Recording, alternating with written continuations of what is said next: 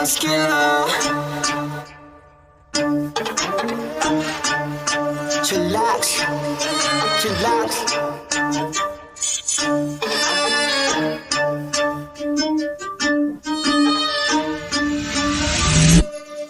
Kapag si Tito Well nag-demo, kitang-kita mura presyo. Lahat kalidad, hindi invento, trabaho pero tao-tao. Bago ilabag dapat kalidad, di lang basta pumato. Lahat detalye makukuha, di lang basta panalo. Kapag si Tito Well nag-demo, kitang-kita mura presyo. Lahat kalidad, hindi invento, trabaho pero tao. So hello mga ka-chillax, welcome to my YouTube channel. So kung bago pa kayo sa aking YouTube channel, don't forget to like, comment, and subscribe. So meron naman tayong bagong tuklas na showroom ng mga e-cars. Ito yata yung mga Tesla. So tara, huwag tayo patumpik-tumpik pa. Let's go! Yun, saktong-sakto, nandito si ma'am para mag-assist sa atin. Ma'am, pakilala ka naman. Hi mga ka-chillax, my name is Jex Cavero. I'm the sales executive here at HecoMax. And our featured unit for today is the 2024 Tesla Model Y. Wow! Ito ba yun, ma'am? Yes, yan na nga yun, sir. Yan. Sige ma'am, bago natin unahin muna natin to exterior. Okay. Ano bang makikita natin dito sa exterior natin, ma'am? Okay, so as you can see, this is the Tesla Model Y in deep blue metallic color. So, for the front interior, same pa rin, mga LED pa rin yung mga headlights niyan. Okay, meron pa rin yung mga sensors din all around po. And then, meron din siya dito. So, dyan yung mga lane keeping assist, mga collision assist. So, this car, kumbaga, meron din siyang mga camera all over. Bali ma'am, yung 360 degrees? 360 din. Nice. Then, yung gulong niya, it's 19 inches siya. Ay, 19. Actually, may cover pa nga to and nare-remove din to. So parang to ma'am, hubcaps, no? Yes. Okay. So, keyless na tayo kasi nga keycard na yung entry keyless, natin. nice. Yes. Actually, hindi ko siya ma-open kasi nakasarado siya. Pero, when we gave this to our clients, dalawa kasi yung keycard niya. Okay, so, open ko na. Sa likod muna Sa tayo, ma'am. likod? Sa likod muna. Okay. Sige. So, very minimal design. Oo nga, no? Parang very simple lang tong Model Y natin, no? Yes. Then, yung range nito, nasa 554 Wow. kailangan. Anong kilowatts niya tsaka top speed? So, for the kilowatts, nasa 60 kilowatts. And then, yung top speed nito, nasa 270. Wow, tuli nun, ma'am. Yes. Bagay, hindi naman natin magagamit ang 217 dito sa ating metro. Kasi lagi matraffic eh. Definitely. Ayan. So ito ba ma'am, ang mga side mirror niya automatic fold ba yan? Yes, automatic na rin yan. So ito ay all-powered, no? Yes, all-powered. And then once we enter the car, automatic mag-open din yung mga windows. Tapos pansin ko ma'am, dun sa mga ganitong mga klaseng e-car, no? Ito, heavy tint na, ito parang clear, no? Yes, kasi si Tesla, pagdating sa second row and then sa roof, meron na talaga siyang tint na kasama. Kaya pala ganun ang pormahan niya, no? So dito may privacy, dito. Later on, pakita ko din yung mga glass. Kasi yung mga, as far as I know, yung mga glass ni Tesla, design talaga siya, number one, pag nasa loob ka, sobrang tahimik talaga niya. Maganda rin yung, mas maganda yung quality ng sound. And then, pangalawa naman, kumbaga parang mataas yung resistance niya. Hindi siya basta-basta nababasag or let's say mabagsakan ng bato. Hindi siya ganun kadaling So safe na safe talaga si customer. Tama. Ayan. So sige ma'am, sa loob naman. Ayun, so ma'am, ito pala bago pumasok, ginagamitan ng keycard. Kanina kasi nakalock siya, so naka-fold yung mga so ngayon side nagano na mirrors. siya, no? Yes, sir. So automatic. Ito ba ma'am, may susi rin ba? Wala. Pwede kang mag-order, pero kapag binibigay namin sa client, keycard muna. Keycard muna. Kumbaga, custom-made yung mga key talaga kay Tesla. Okay. So, sige, pasok na sa Sige, so ganito siya. So, kung makikita mo, biglang bumaba. so ito pala, ma'am, no? Ano ko lang, kasi parang ngayon lang din ako naka-encounter na yung pintuan niya, walang Walang, I mean, Oo. bintana na agad siya. Yung glass na agad siya. Oo. Okay Then ah. as you can see, dalawa yung ano niya, glass. So ito yung sinasabi ko sa'yo na talagang tahimik siya sa loob. Tahimik, no? Okay ito ah. Tsaka mas gumaganda yung sound quality siya. Oo, kasi very, ano siya, no? Enclosed talaga siya. Yep. So, So dito ayan. muna tayo, ma'am. Ano makikita natin dito sa drive? Medyo, Okay. yung mga bibili, gusto nila makita yung mga power ng ano eh. Okay. Ng mga pinto. So, dito yung kapag i-open mo na yung pintuan, the dipindot usual. na lang siya. And then as is pa rin naman yung mga buttons for the windows. Power windows. Yes. So, may bulsa siya. Ang ganda ng loob ah. Para isang mahabang dashboard. Yes. So, yung sa upuan naman, dito kay driver side, 8-way power seat pa rin siya. Ilang way, ma'am? 8-way. 8-way. Ayan. And then may lumbar support din. Okay. Okay. So, meron tayong ambient light or accent light na sa harap. And then kung mapapansin nyo, sobrang minimal talaga ng design. Wala siya masyadong mga buttons. Di kagaya sa mga normal na car. So, let's Oh. remove it. Very simple lang pala to, no? Yep. Makikita natin sa manibela. Sa, Okay, so ito yung sa steering wheel niya. Kung mapapansin nyo, dalawang scroll wheel lang siya na walang nakalagay talaga na word compared sa mga usual cars na ito yung para sa volume. Kasi si Tesla, kung ano yung isa-set mo dun sa screen na configuration for the left scroll wheel, yun yung gagawin niya. So for example, kung nakaset dun by default is this one for the volume, then dito mo i-adjust yung volume. So, meron din doon instruction na if you will set your side mirrors, kapag nakalagay doon by default is using the left scroll wheel, which is this part, dito mo siya gagalawin yung pag-adjust ng side mirror, yung pag-adjust ng steering wheel, dito na siya. So, again, kung ano kasi yung nakaset doon na dito sa screen niya, yun yung gagawin ng left scroll wheel mo. Same with the right scroll wheel. So, pera pa dyan, ma'am, touchscreen naman din yung Yes, ano, no? touch screen siya. Ayan. Kung sakaling nagda-drive lang, Yes. within his, Yes. And then, to add na lang, dito pa rin. Okay. Dito pa rin yung sa mga signal natin, just like the usual left natin dito. And then, ayan, yung sa wiper, and then din sa washer. Then, kung mapapansin niyo, yung mga gear, usually kasi, sa typical car, yung mga gear, nandyan siya sa console. Oo nga, no? But right now, nandito na siya. Yung, Nasa right stick na siya. so yung drive, neutral, Yes. reverse, park. Ayan, ito. Yan. So, kung mapapansin nyo, ang pattern yan, it's reverse, neutral, drive, and parking. So, again, kung napansin nyo kanina yung console, wala na tayong handbrake dyan, or wala na tayong gear dyan, kasi nandyan na siya lahat.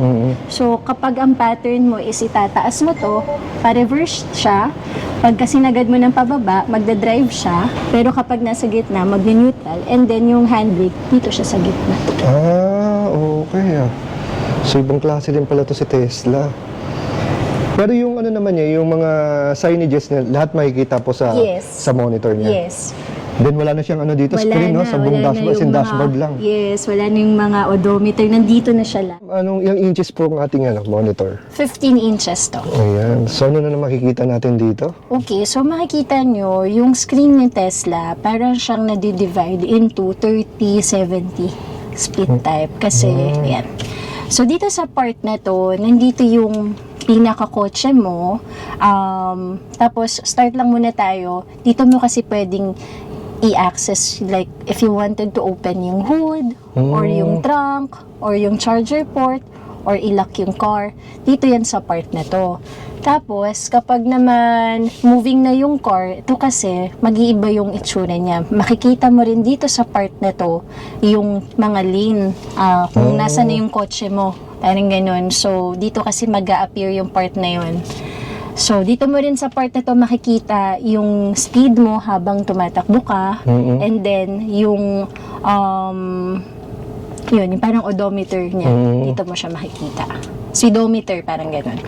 Tapos, dito naman sa side na to, ito yung sinasabi ko kanina na parang halos 80% ng configuration ng kotse is dito mo na siya gagawa. So, for example, nanggaling kasi ako dito, pinindot ko to. So, ito na yung mga lalabas na mga pwede nating i-adjust. For example, sa category ng controls, okay, so you could set the headlight.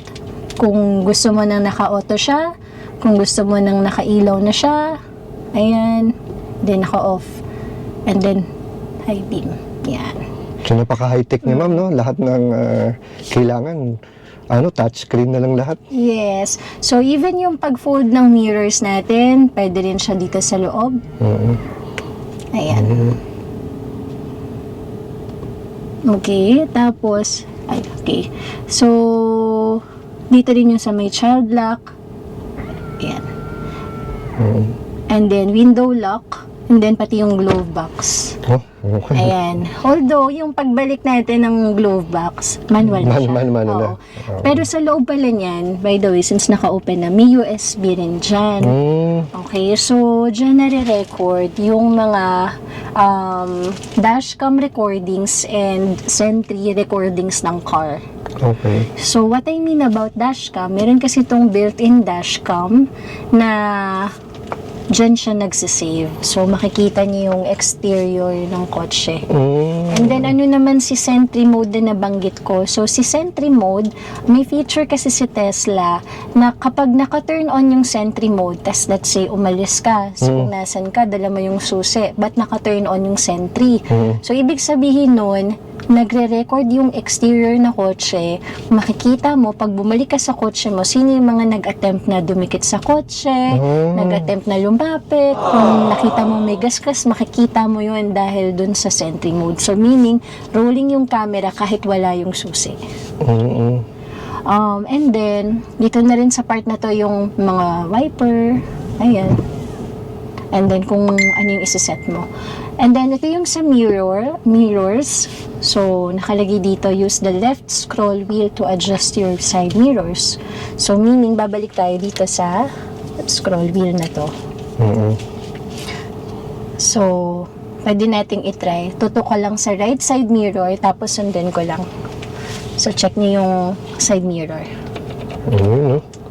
So, So, I'm power just... side mirror, no? Yep. Ayan. Yan. Okay. So, sinunod ko lang yung sabi niya na use the left scroll wheel. Okay. Same goes with the right. As for the steering, ganun din. Use the left scroll wheel. So, dito mo rin siya i-adjust. Sabi, left scroll wheel daw. Okay, so... Ayan. So natataas baba rin pala itong ano niya. Natitilt din siya. Natitilt din pala. So may ano rin siya. Yan. So, yun. So, dito naman kay Tesla, you could adjust yung driving preference mo. For example, yung pag-apak natin ng acceleration, you can choose between chill or standard. Okay? So, for the steering mode, pwedeng comfort, standard, or sport. Siguro ako on my experience driving it, kapag naka-comfort siya, malambot yung manibela. Pag naka-sport, medyo stiff siya. Pag standard, regular driving Tama mode lang. siya. Ikaw, ma'am, anong type mo dyan? Standard. Standard. Okay. Parang hindi ka masyadong naninibago. Pero pag feeling ko, pag sanay ka na, sir, you'll go with the comfort. Comfort na. Malambot kasi yun. Anyway, sa stopping mode, ganun rin. So, every time na bibitawan mo kasi yung accelerator mo, so, acceleration na pedal, so, pwede kang mag-choose between creep, ayan, nakalagay, slowly moved when pedals are released. So, parang sa typical na kotse, kapag binitawan mo yung acceleration mo, or acceleration pedal mo, di ba parang umiikot pa rin yung gulong. Pero dito sa creep, parang mabagal yung pag-ikot niya. Pagdating naman sa roll, as is siya na para kang nagda-drive ng regular car. So, kung paano yung pag binitawan mo yung paa mo dun sa accelerator mo, umiikot talaga siya as is. Pero pag hold, para siyang, for me, I define it, para siyang brake hold assist sa ibang mga kotse, para siyang ganun. So, parang pag binitawan mo yung accelerator pedal mo, parang mafe-feel mo dun na parang from, kunwari, tumatakbo ka ng 60, talagang bigla siyang bababa talaga, magdadrop yung takbo niya. Yun yung parang role. So, along with the regenerative braking, so si regenerative braking, sa madaling salita na lang, so parang ito yung bumabalik na charge sa battery.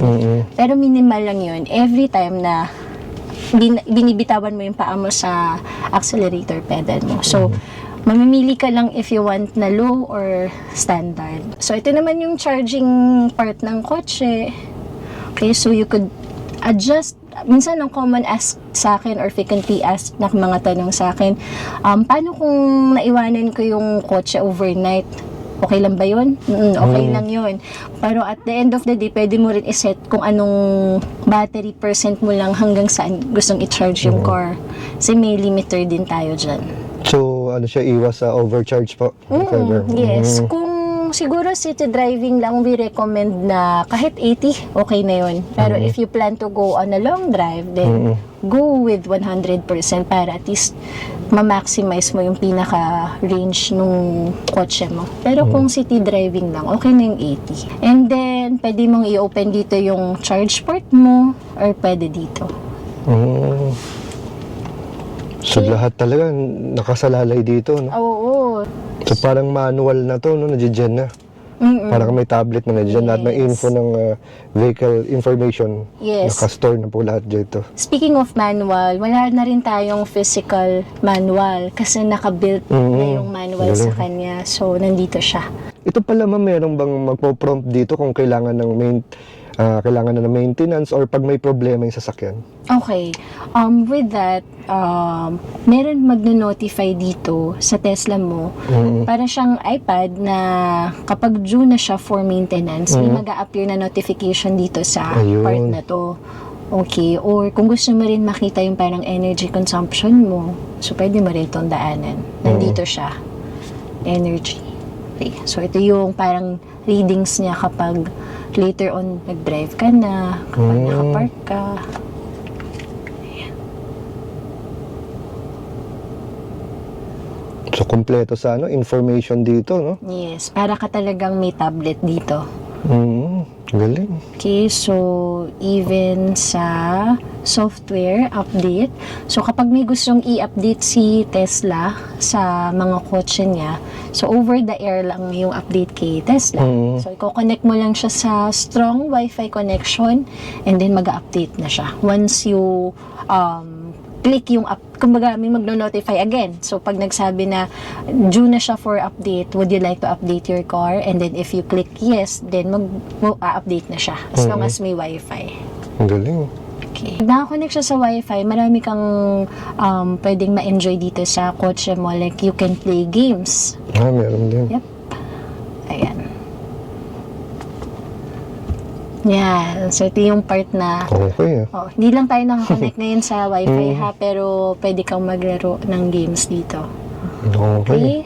So, pwede ka rin mag-YouTube or mag-Netflix. Punta ka lang sa browser, type mo lang yung link kung saan mo gustong pumunta. Wala lang tayong Wi-Fi ngayon pero you can do it. Mas nakapark ka. Siyempre. Kasi hindi ko recommended pag hindi ka nakapark. So, meron pa rin tayong Bluetooth. Ayan, same pa rin naman. And then, itong part na to, ayan, so, yung sa service category, so, dito makikita mo kung yung sa mga tire pressure mo. Ngayon, nakaset siya as bar, pero pwede mo rin kasi itong palitan into PSI. Again, na-edit to, na a-adjust to, depende sa gusto mong mabasa. Ayan, so what else? So, dito sa part na to, ayan, may owner's manual. Kapag kunwari, medyo hindi mo makabisado lahat, I believe, hindi mo kaya itong aralin ng isang upuan. Oo nga. So, go with the manual. Nandiyan naman, babasahin na lang. Adjust headlight. Kapag gusto mo i-check din yung gulong mo, camera preview, and all. Wow, Ayan. So, meron din feature to na kapag gusto mo nang ipa-car wash yung car mo, pindutin mo lang yung car wash mode. So, automatically dito sa car wash mode, lahat ng mga possible tamaan ng tubig na maaaring magkaroon ng problema sa mga sensors, iti-turn off niya. Para safe yung car mo kahit mabasa. Wow, ang ganda. Oo. Tapos, actually, meron din tong part na screen clean mode. Ayan, parang ganun. Pag naka-activate naman yun, kapag gusto mong linisin tong screen ng kotse mo, pwede, para wala kang mapindot rin. So, napaka-intelligent nitong si Tesla. Ang galing.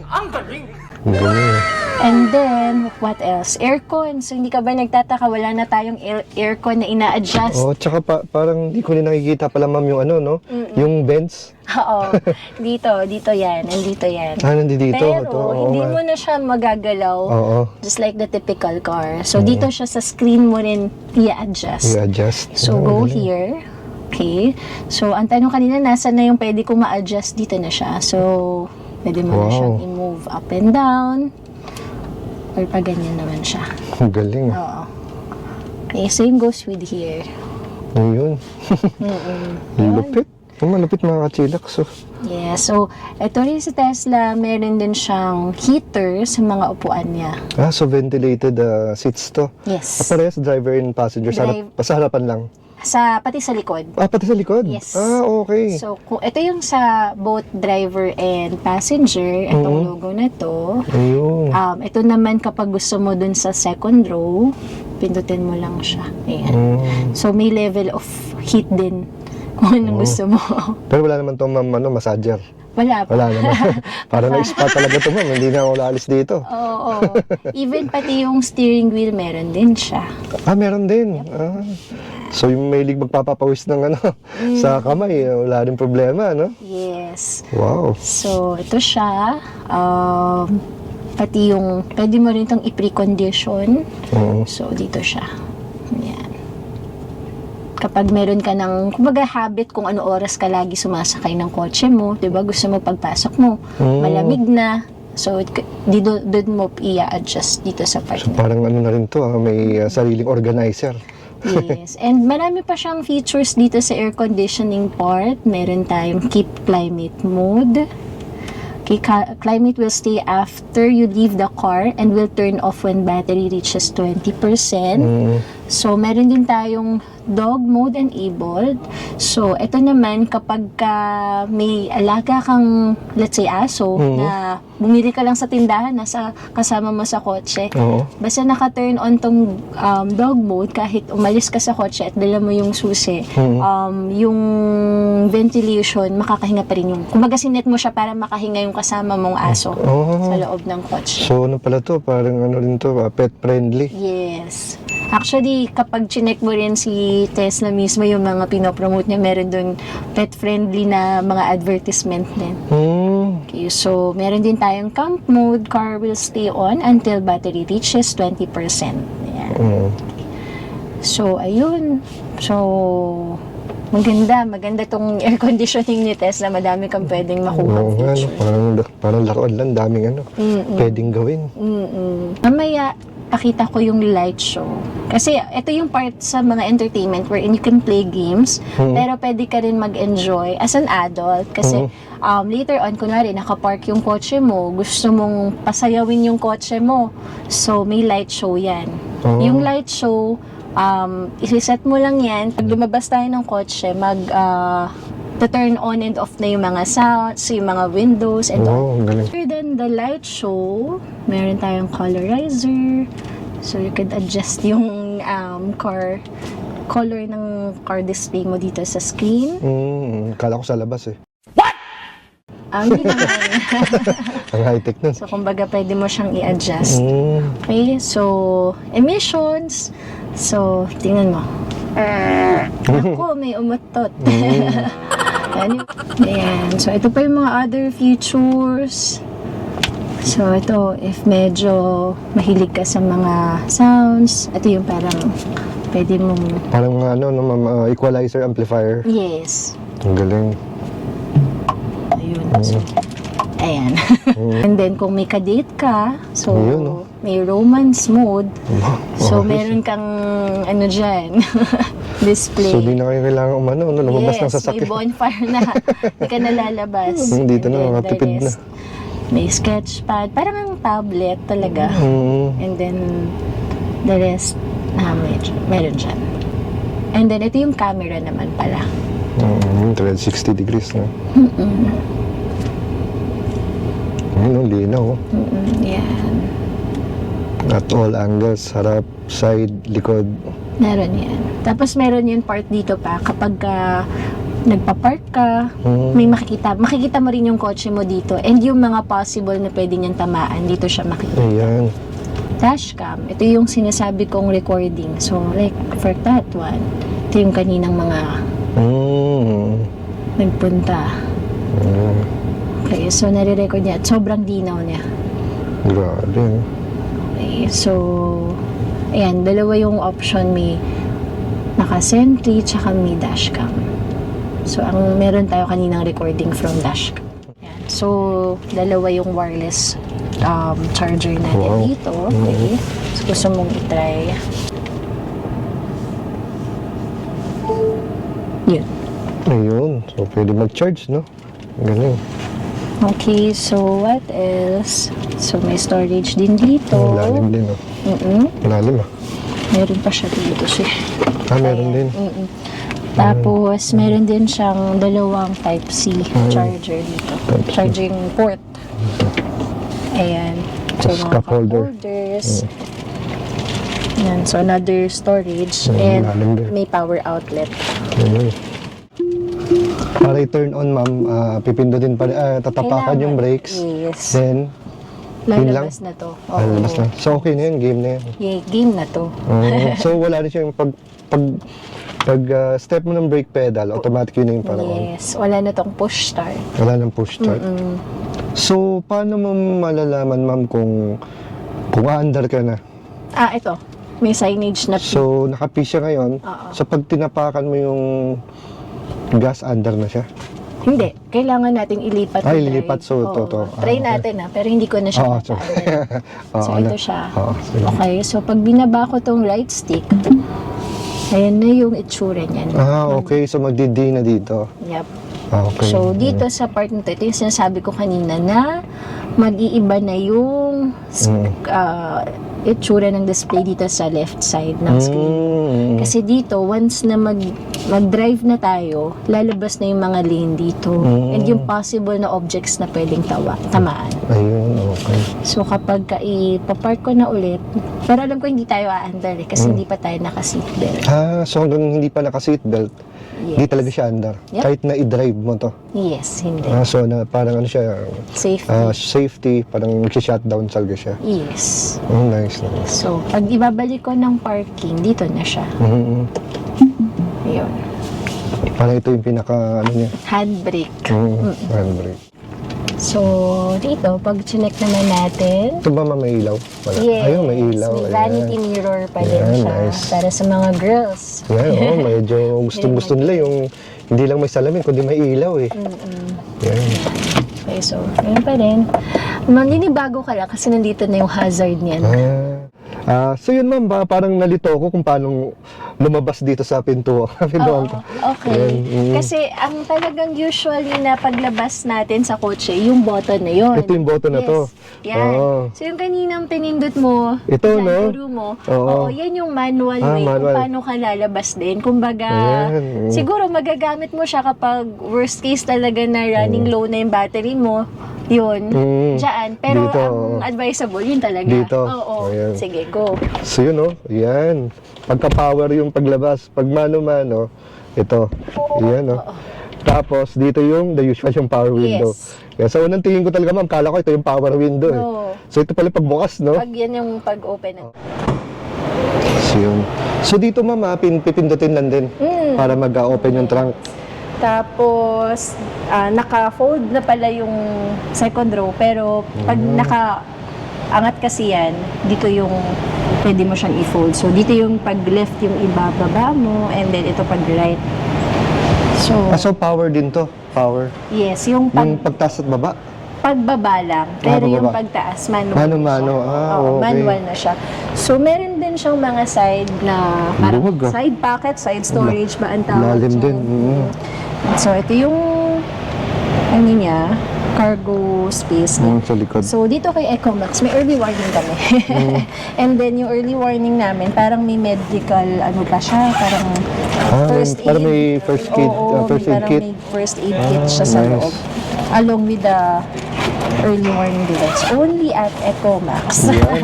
So ito ma'am, itong Tesla ba natin na wala na ring spare tire? Wala, sir.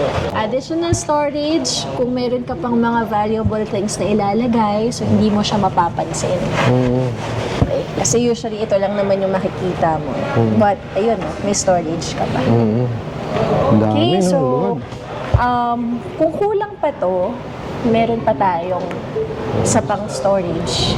Kita ko sa inyo dito sa harap. So, Ayun. ito yung tinatawag na frunk kay Tesla. Ano, Frank? Frunk ang tawag. Kasi front trunk. Front trunk, Ay, parang ganon. Ayun, luwag oh. Yan. So, may washer pa rin, dito pa rin siya. Tsaka natatanggal to. So, meron pa rin siyang, parang kumbaga sa kotse, may wear and tear pa rin naman to. Na, Tsaka ano ma'am, no, covered yung ano, no? Covered. Para hindi makikita yung electric motor, yung controller. yes. Yan. Pero sigurado ako ma'am, natatanggal naman to, no? Oo, natatanggal to. Natatanggal naman yan. Pero kumbaga ganyan yung design niya. So, for example, yung kasama mo na grocery, di ba? So, may mga grocery na medyo may amoy, ayaw maamoy dun sa loob. Tama, tama. Oh. Lagay mo dito. Pwede dito sa labas, no? Para iwas yung kulob dun sa loob. Yes. Ayan. Okay? So, yung pagsara naman, dito siya. Light show daw to mga kachilaks, oh. Ayan.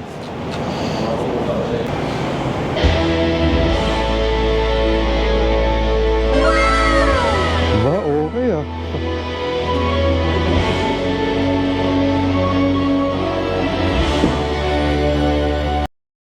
So ito mga kachilaks, no? Voice over muna tayo, baka ma-CPR. So dito meron siyang feature kung saan nag-disco itong kotse, itong electric car natin. So kita-kita niyo yung mga headlights, signal light, so nagbe-blink siya. So makikita niyo yung mga ibang mga features nito. Ika nga sumasayaw siyang mag-isa at pwedeng-pwede talaga siya pamporma. Hindi lang yon, pati nakita niyo yun, no? Yung trunk, nagbubukas sara, yung side mirror, yung bintana, and yun nga, ang lakas ng sounds, grabe grabe talaga. Ang lupit talaga nung datingan. So, ngayon lang ako nakikita ng e-car, isang Tesla na ganito pala siya, kalupit. So, talagang pang showroom siya, pampano talaga siya, pamporma. Dito lang yan mga kachilaks, sa Ecomax. Kaya kung gusto niyo makikita ng mga Tesla na sumasayaw, bisita na po dito sa kanilang showroom.